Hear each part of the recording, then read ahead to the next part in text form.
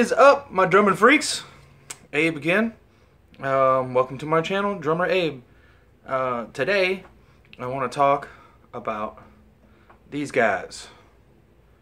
This is a brush. These are the, I've had this pair since maybe college, somewhere in the 90s. They're pretty worked on. All the logos are off. These are the Vic Firth version. There's other companies out there. There's some of them that I'm used to endorse, but since I'm not really endorsing somebody right now at the moment, I can tell you that no matter what, I've always used these. They're just my favorite. I love them. There's a couple of applications that the brushes that have the little rubberized handles are cool, and I haven't seen them in a while, but they have the ones that have a little rubber ball at the end. Those are kind of cool for like tapping on a bell or something like that, or cymbal with. Although I find this little metal hook to be useful when you're getting creative. So these are the ones I like. Check out brushes. Go to your local drum shop or whatever and try to see if they'll let you check out some, or check out guys that have brushes and see if you can get your hands on some and see what you like. These are just the ones I've always used, and I like them, and once I find something I like, it's kind of hard for me to stray away from that. Maybe that makes me a stick in the mud, I don't know, but these work for me. So, and I noticed that a lot of guys have brushes in their bag, but don't really use them like brushes. They just kind of use them like drumsticks, and they're just kind of like just using them to make a softer sound, which I guess is okay. But it's there's a whole lot more that can be done with the brushes. I mean, there's cool stuff. You can make wind noises with them. Hopefully you can hear that on the video. I do that all the time. Find a microphone, like, just people always they always laugh. They're like, what did he do there? Okay, but there's all kinds of things that you can do. So let's just talk about a couple basic ways that you can use brushes. One of the first things is just kind of keeping time. So if you find yourself in like a jazzy situation, I always like to do like the swing, the dotted eighth note, ding, deck ding, deck ding, deck ding. Try to get that going with my right hand, so something like this. And then we do what the old schools call stir the soup with your left hand. But when you're stirring,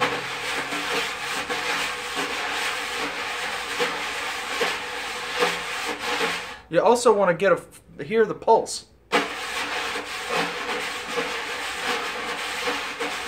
So it comes out with something like this. You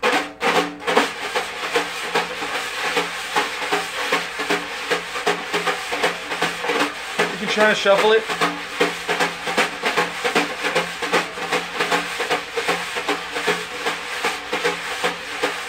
One, two, three, four. 1, 2, 3, 4. So you get that technique. Then there's another technique. Some people call it a windshield wipers. This one. So you get like a 1, 2, 3, 4.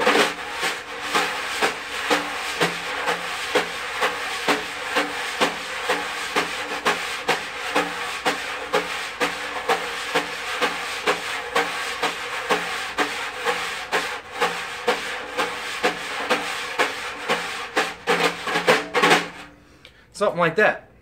And then there's sort of the ballady thing. I've always heard it called figure eights or eights, but it's not really a complete figure eight. You're not really going.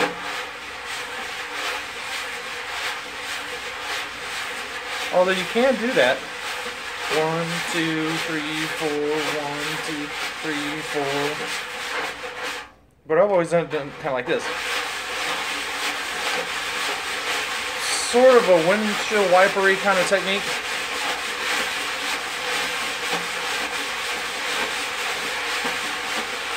I guess you could call that a two-handed eight. But if you notice when I'm doing that, I'm still getting a pulse.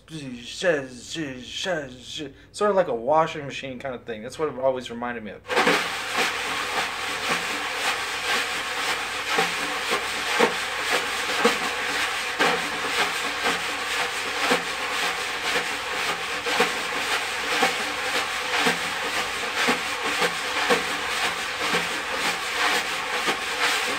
Seems to be an extremely effective technique, especially when you slow it down. There's a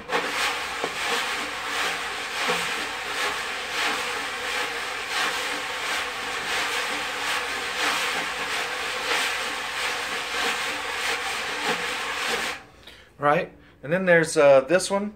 See if Steve Smith's do this one a lot. He's kind of got like a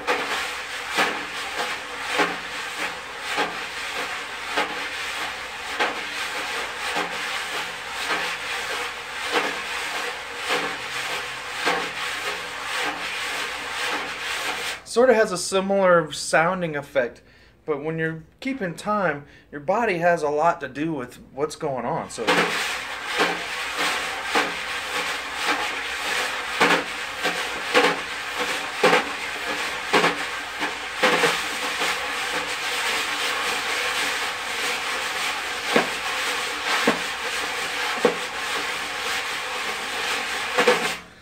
So that's just a couple ideas of stirring technique. And there's all kinds of things you could do with like rolling the brush and then using like little drags. Oh, somebody knocked over my hiking stick. Little drags like that, roughs.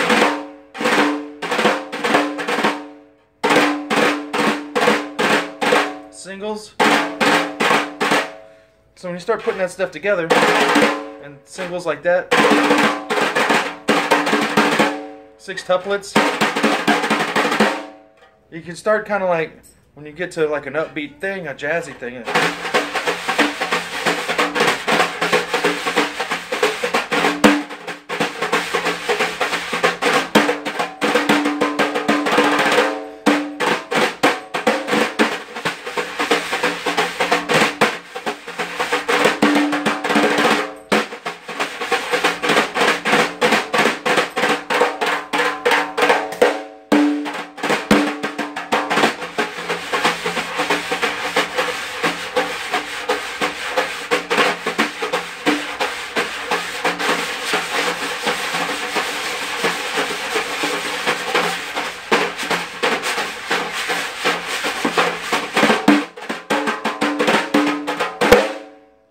Right?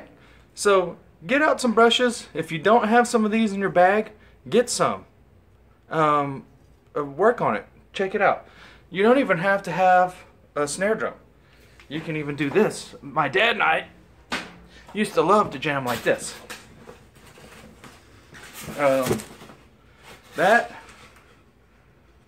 It's a Boy Scouts, Cub Scouts kettle corn box. Cardboard box. There's no reason you have to have a drum, kids. All you need is a pair of brushes, a box, and some ideas.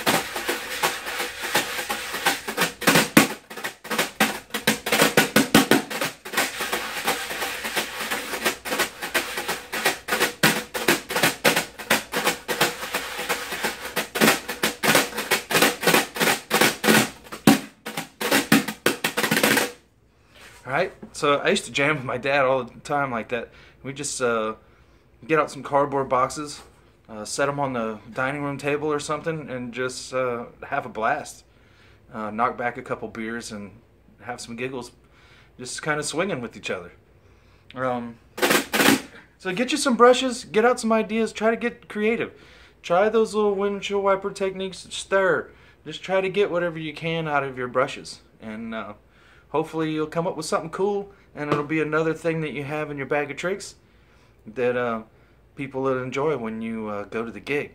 So, good luck to you. Till next time, see you later.